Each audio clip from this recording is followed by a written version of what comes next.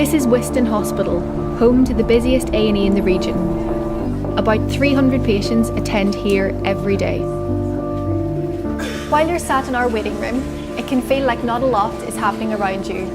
But this isn't the case. This is a large department and patients arrive in a variety of ways via ambulance, GP, on foot or through our dedicated children's entrance.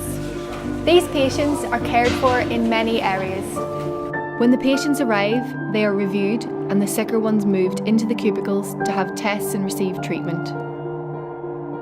The less sick ones are moved to a different area where they get seen in order of need rather than time of arrival. This system helps us to ensure the sickest patients receive the most immediate attention. Moving patients smoothly through A&E, getting them up to a ward if that's where they need to be, is an essential part of patient care. But sometimes we've got more patients than beds available, so the cubicles and rooms in A&E are gradually taken up by patients while they wait for a bed. So what happens then? Well, the patients stay in the cubicles awaiting admission, so those cubicles become blocked and are no longer available for the new patients who continue to arrive in A&E.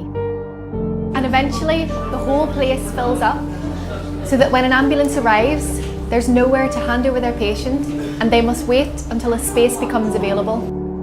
We admit about 60 patients a day and do all we can to make sure there are beds available for everyone who needs one. But we can't do this on our own. We need you to help us too. This is an acute hospital, which means we provide a high level of medical care for those patients who need it most. Once patients no longer need this level of care, it is essential that they move on and are either discharged safely home or, if necessary, transferred to a temporary place of care.